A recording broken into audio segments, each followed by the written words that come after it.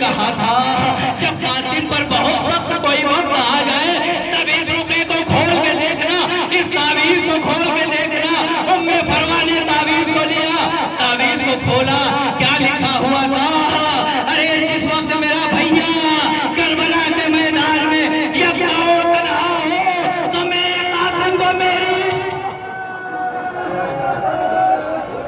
मेरे कासिम को मेरे हुसैन की मदद के लिए भेज देना।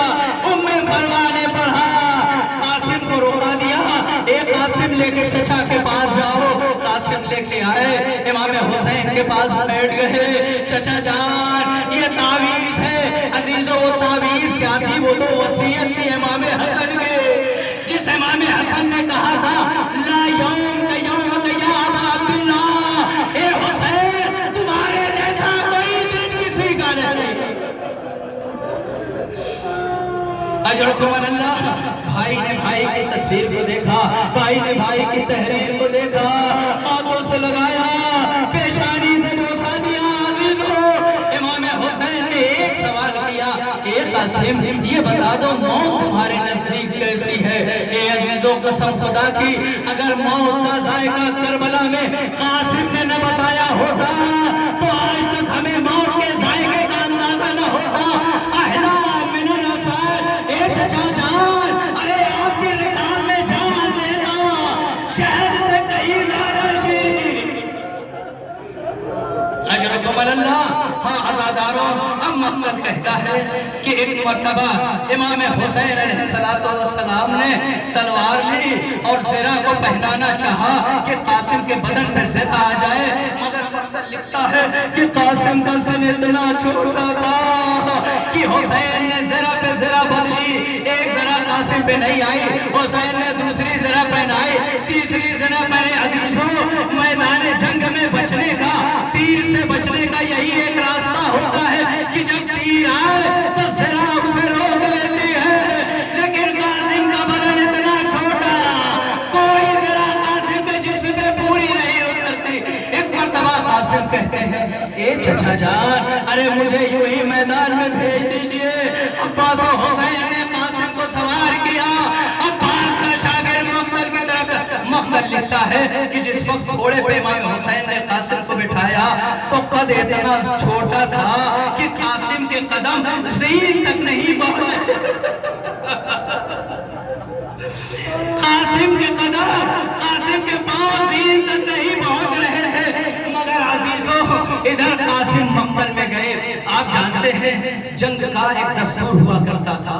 उस वक्त जंग का एक दस्तूर होता था, जब किसी से जंग होती थी तो जो मद्दे मुखालिफ होता था वो क्या करता था जानते हैं? कुछ ऐसी बड़ी बड़ी शख्सियतों को लाता था, सिर्फ पैसे देता था, उसे लड़ना नहीं होता था, सिर्फ वो पैसे देता था कि तुम बस मेरी तरफ रहो। जब मेरी तरफ रहोगे तो दुश्मन पे इसका असर पड़ेगा। अजीजों जुमला सुनिएगा, आपने अब तक सुना है, मेरे उस्ताद ने इस बात को बयान किया। क्या करते थे? बड़ी बड़ी शख्सियों को लेके आते थे, कहते थे तुमको लड़ना नहीं, हम तुम्हें पैसे देंगे, जो कुछ तुम मांगोगे हम देंगे, बस तुम हमारे साथ सिर्फ जंग में खड़े रहना ताकि तुम्हारा रोग मद्दे मुकाबिल पे रहे। उन्हीं अफराद में से जो जंगों में किराए पे बुलाए जाते थे सिर्फ दुश्मन को दिखाने के लिए, एक था अज़रह जिसको बुलाया गया था। अब आप यहाँ से अंदाजा लगाइए कि अरज़द कितना बड़ा पहलवान था जिसको फौज यजीद ने बुलाया था सिर्फ दिखाने के लिए।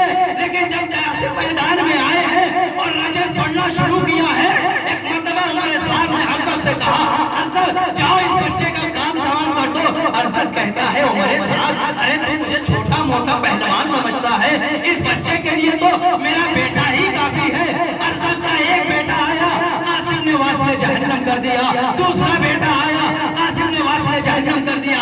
तीसरा बेटा आया, कासिम ने वास्ले जहन्नम कर दिया। चौथा बेटा आया, कासिम ने 4 से 7 बेटे बताए तारीख ने, वास्ले जहन्नम किया।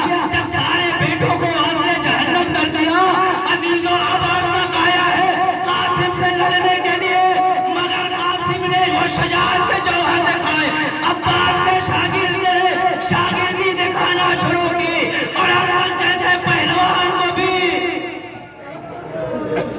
अजीजों कासिम ने कत्ल कर दिया, अरसद भी गया, उसे भी कत्ल कर दिया। मगर अजीजों, अरे चिराग हसन लड़ता तो कब तक लड़ता?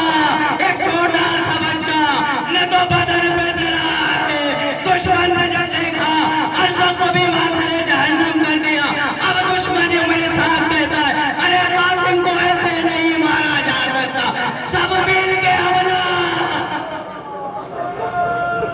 अजरुकुम अल्लाह, मेरे साथ सब मिल के हमला करो कासिम पे।